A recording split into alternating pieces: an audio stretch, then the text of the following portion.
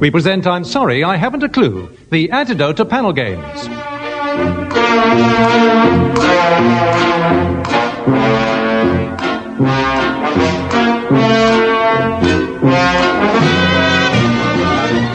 At the piano is Cohen, and your chairman is Humphrey Lyttelton.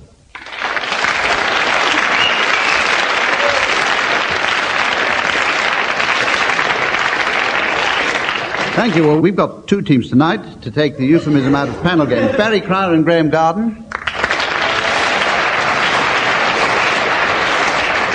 And Timothy Brooke-Taylor and William Rushton.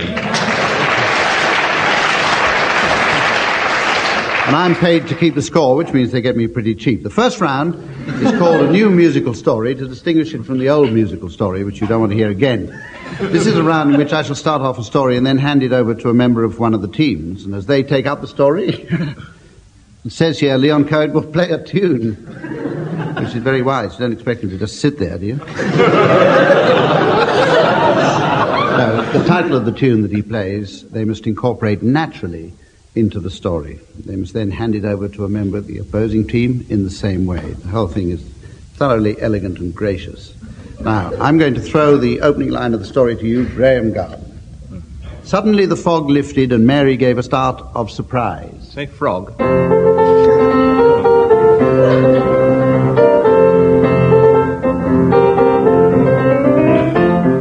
Suddenly, the frog lifted. Mary... Pardon? Have it your way. Oh, said the frog.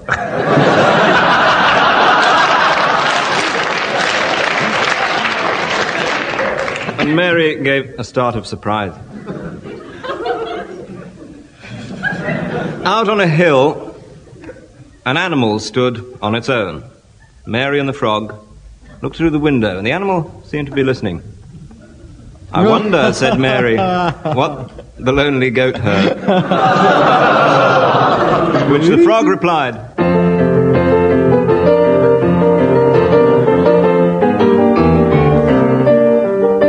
Roll out. The frog replied. Frog replied. Frog replied. He had a toad in his throat. Roll out the barrel, he said, and I will wet my whiskers, and then I'll be able to speak properly. For today, I give my maiden speech. Hooray! In the House of Commons. This is a frog warning. Oh, you've got to be one jump ahead. Anyway. Oh, hopeless. Anyway. This speech will last 20 minutes, and I wish everybody to hear every moment of it. I shall start like this. And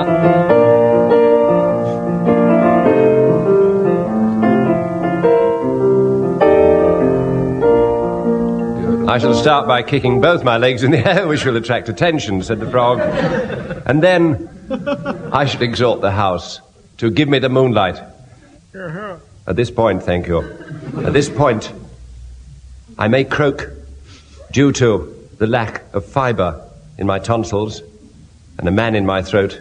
That's what I meant. A lesser version of an earlier joke, but you know what politicians are. But then I shall go back to the hustings, a lovely couple, and I shall say to them, what this country needs is...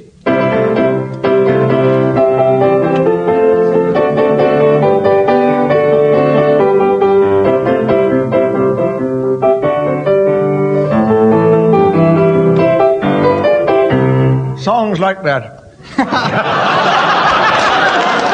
What the muck they're serving up today. What we need are songs like Any Old Iron and Roll Out the Barrel, who was a wonderful woman. Not at the time. So was Annie Old Iron, too. Annie, wonderful. So, Yes. this bird, were she to press her lips to... It's very unlikely that she would. And those of you who have kissed frogs will know, not even on the off chance they turn into something is most remote. But were I to say to her, look,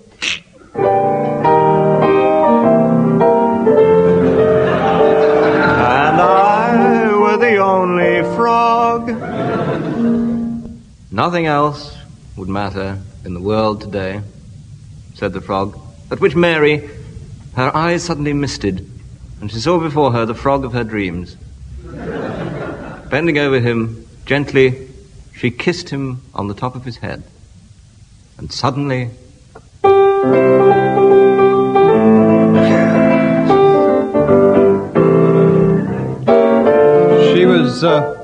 She was leaning on a lamppost at the corner of the street, which is the way she made most of her living. And she explained to the magistrate, I kissed the frog. How was I to know it was going to be a prince when she woke up next morning? There's a version there somewhere. And the magistrate replied, Madam, am I expected to believe this? Because I have lived for a long time in...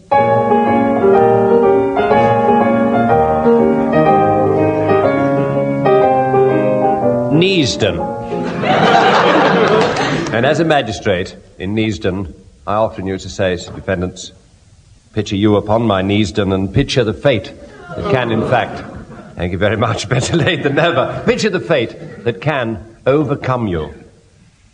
The country is in a state of decadence. On all sides we see morals decaying, standards debased. What is going to happen to this country? Are we all going to...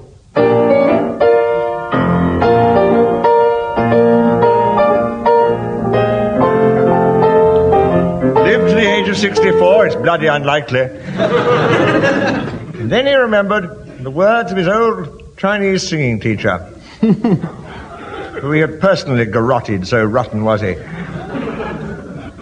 Better a frog in the throat than a toad in the hole.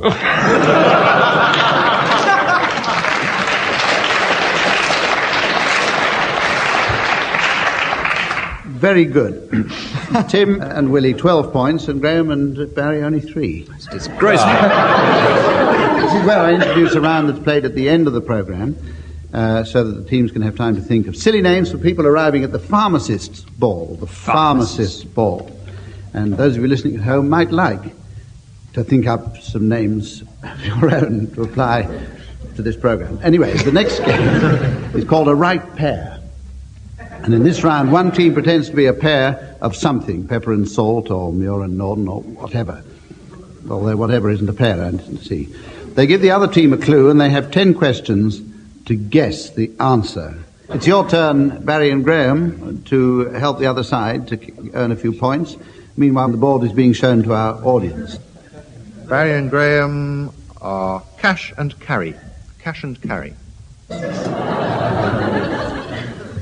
Most of whom read the words on it so loud that I don't imagine this round is going to go on for very long. Graeme will define himself. Yes, I'm the first of the pair. I'm mineral. And I'm sort of abstract, really. Are you solid, Graeme? Pretty. I know you're pretty, but are you solid? Bit of both. Would I eat you? No. Oh, go on. Would I wear you? No. Could I suffer from the abstract acutely? No, not unduly, no, I don't think so That's at all. a comfort in this day and age. 7 to go. The two of you together weren't terribly funny, so... No. No, so it's quite serious. Did you try to be, as a pair? No. No. Very straight one, this. Down goes Mike and Bernie Winters, then. Oh, I don't know. If it's mineral and abstract, could it be pith and wind? You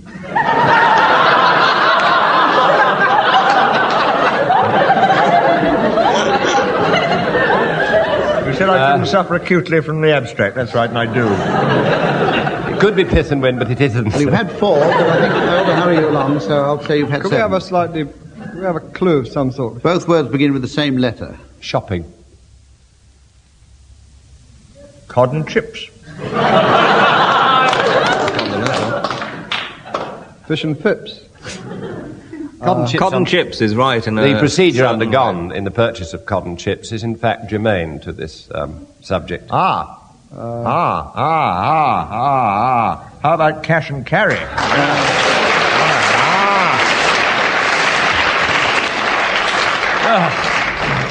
I think you're taking this too seriously. Tim and Willie, after that laborious effort, it's your turn, and once again the audience will be shown your subject on the board. And Tim and Willie are swallows and Amazons. Swallows and Amazons. Slightly dirty. Racy?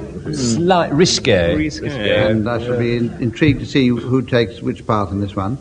A clue? A clue? Will you define yourselves, please? Animal.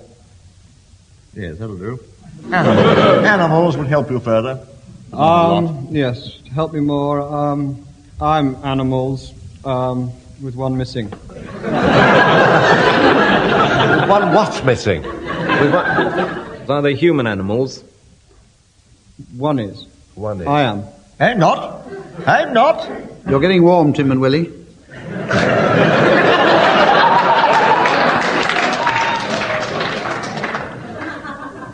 But it's Barry and Graeme who are doing the guessing. Willie, would you like to ask them some more questions? Right, animals.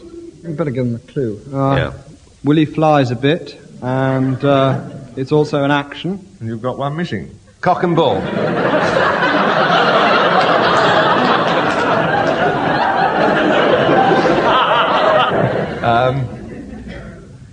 I think we're given the same kind of clue that I gave you. They both start with different letters. Now, narrowing it down. Right open. That's a bit of a giveaway, that. I don't know, groups of animals. Groups of animals. Is the word for the group of animals a word like herd or flock, or is it the name of the animals involved? That's a silly question. Beautifully put. It's just animals. I mean, there they are. Birds and bees. That's the sort of thing it's like. No. Yeah, that's very surprisingly close when you hear the answer. Birds and bees, yes. Do mine whistle? I can't remember. Gulp. I don't know, Willie. Give us a tune and let's Swallows see. and Amazons.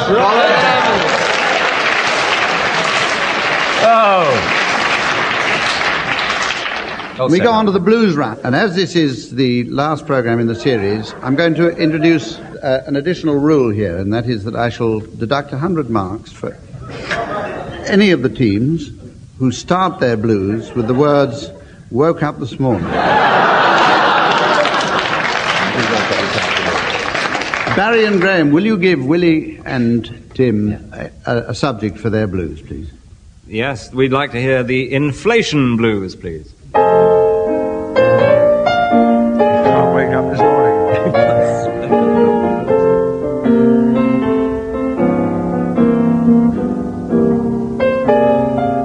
I woke up this afternoon. I was worrying about inflation.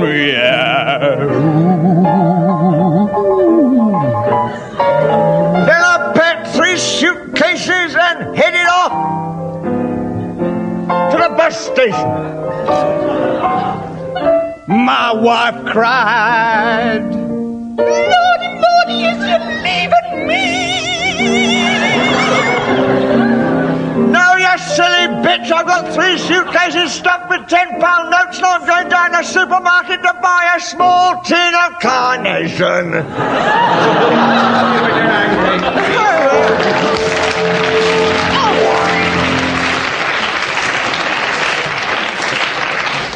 $18.5 blues. Historic. I'll give you a minute or two Inflation, it's all going to up. regain your composure, and then if you'll give Barry and Graeme a subject for their blues, please. The nudist camp blues. Who's talk?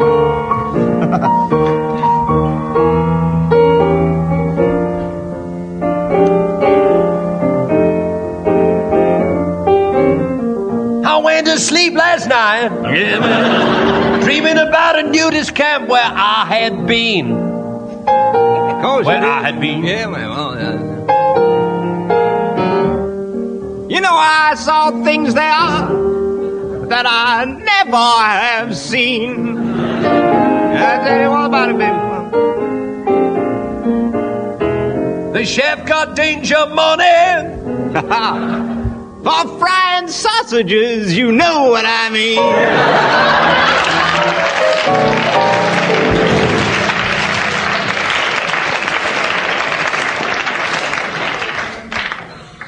Well, you'll all be waiting now to hear what the score is, and I took the precaution just before we went on the air to jot down that Tim and Willie have scored 83, Harry and Graeme have scored 74. Right, we come now to the round which is called Bedtime Story. And for this round, I want one of the members of a team to make up a bedtime story, and from time to time he'll give his partner a signal for a suitable sound effect to reinforce the dramatic effect of the narrative. For extra excitement, the person doing the effects will be wearing headphones with music playing to prevent him from hearing the story. And we have a table with sound effects right out here by this central microphone. And Willie and Tim, who's going to tell the story and who's going to do the sound effects? I'm going to do sound effects. This is Tim That speaking. leaves me telling the story.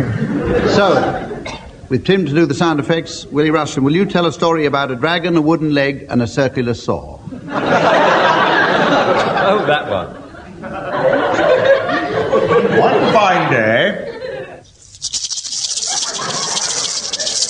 Well, not that fine, but that's not... It was raining wooden legs. And Arnold, the friendly dragon, was sitting outside his cave, doing something naughty.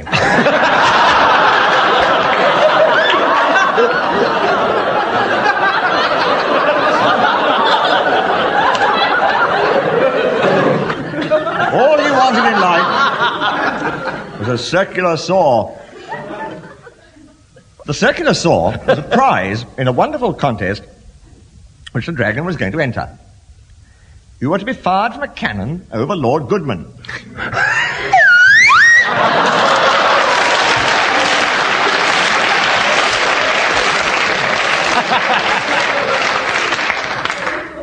Well, as you can hear, he made it.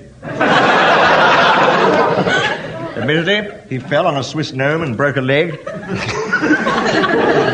he was given a wooden one. With a built-in ejection seat.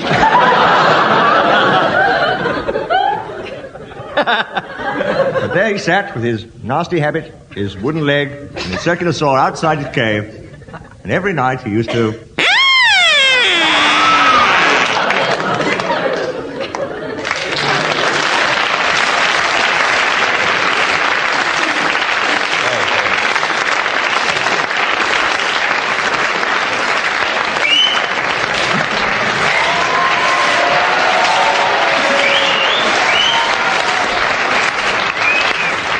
Very good.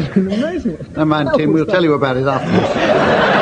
Now, Graeme is coming out to do the sound effects for the other team, which leaves Barry behind to tell the story. Graeme, will you put it on the headphones, please? Barry, will you tell a story about a little girl, a big boy, and a balloon? You've been reading my mail again. Now, there was once a little girl called Charity. Charity Biggins was her full name. And she used to like... there, if you look for the missus, she used to like playing with her balloon in the street. Down at the other end of the street, at number 47, remember this, I'll be asking questions later, number 47 lived a little boy called Ronald. And Charity used to love to play with Ronald. They used to play at adjudicating football matches. Charity wasn't like other girls. She'd always wanted to be a football referee, and Ronald, being desperately in love with her, had always encouraged this ambition. Charity, he used to say, you may become a Football Association referee and you'll know the joy of being abused and spat upon, and when you come out of grounds, people will go, but you won't. Then one day may dawn the day of the cup final, Charity, and they'll call it the FA Charity Cup after you. And you'll walk out on that pitch, and oh, the roar when that first goal is scored. But then, maybe the first offence, and you'll have to say to one of the players...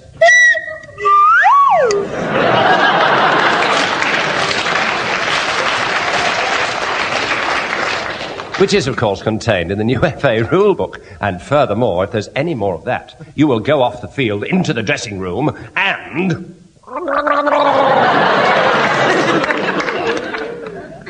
swallow your pride.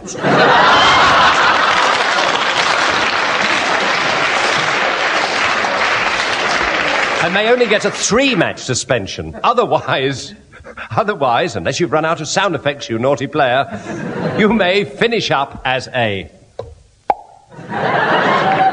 father of a large family.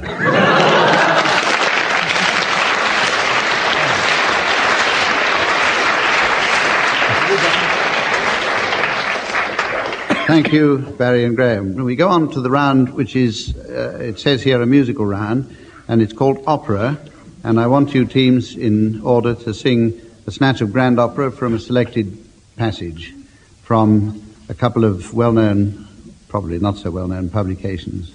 Who wants to go first? As it's the last program, you can choose. I can feel it. Tim and Willie, you want to go first. Beyond Cohen is going to provide the operatic introductions to Tim and Willie singing from the book called Yoga for Health.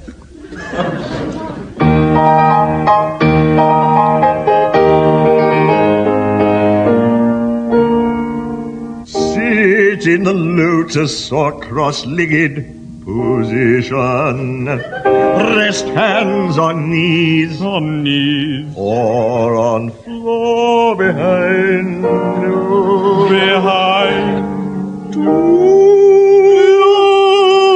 Use abdominal muscles to contract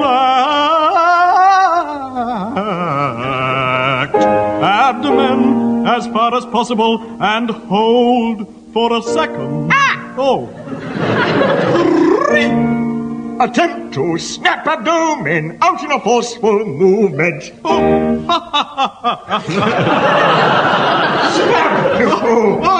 Repeat without pause. Without pause. Repeat without pause. Repeat without pause. Repeat without pause. Repeat without pause. Perform 10 times. 10 times. And rest. Repeat in groups of 10. Repeat in groups of 10.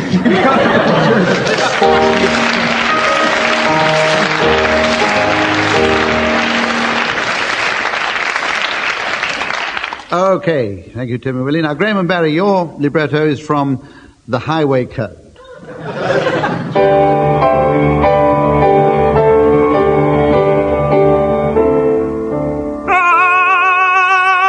Signals. When indicators or stoplights are not fitted or are faulty. Also for use by pedal cyclists and those in charge of horses. I want to go straight on. I want to turn left. I want to turn right. I want to turn left. I want to turn right. Turn left. Turn right. Turn left. Turn right. Left. Right. Left. Right. Left. Right. Left. Right. Left. Right. Left. Right. Give me some man who was out.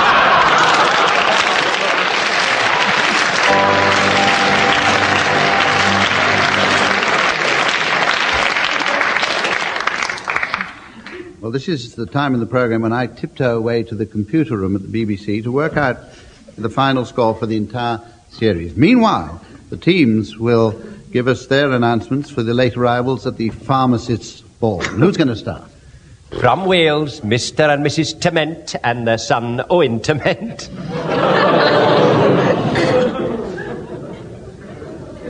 Welcome, please, the distinguished Irish actor, TCP McKenna. The oviforms with a hideously bound child in terror oviform.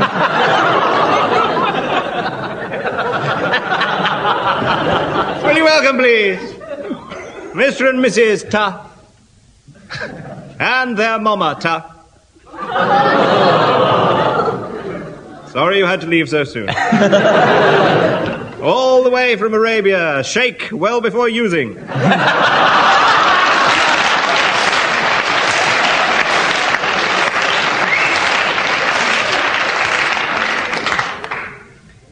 Welcome, please, Mr. and Mrs. Royds and their daughter, Emma.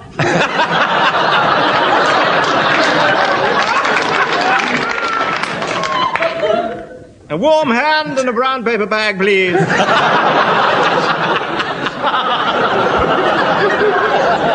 is silence.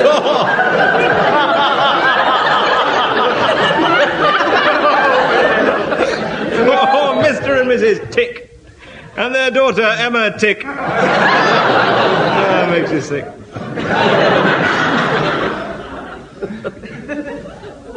Well, at this point, ladies and gentlemen, we come rapidly to the rescue of the teams. I've been working out the final scores for the series. Cabaret time, ladies and gentlemen. If I can get away with it. Will you welcome, please, Prin, the dissolving donkey.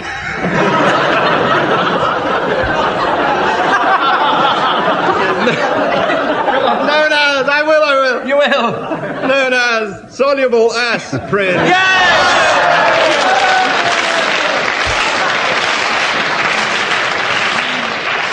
Meanwhile, ladies and gentlemen, there are some people who are waiting to hear the final score. And I think it'll surprise you. It's 12,864 to the ladies, 3 to the gentlemen.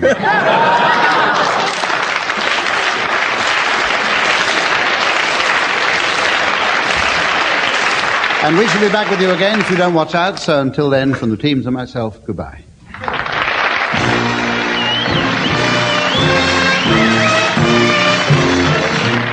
William Rushton, Graeme Garden, Barry Cryer and Tim Brooke-Taylor were being given silly things to do by Humphrey Lyttelton, with Leon Cohen setting some of them to music. Production was by John Cassels.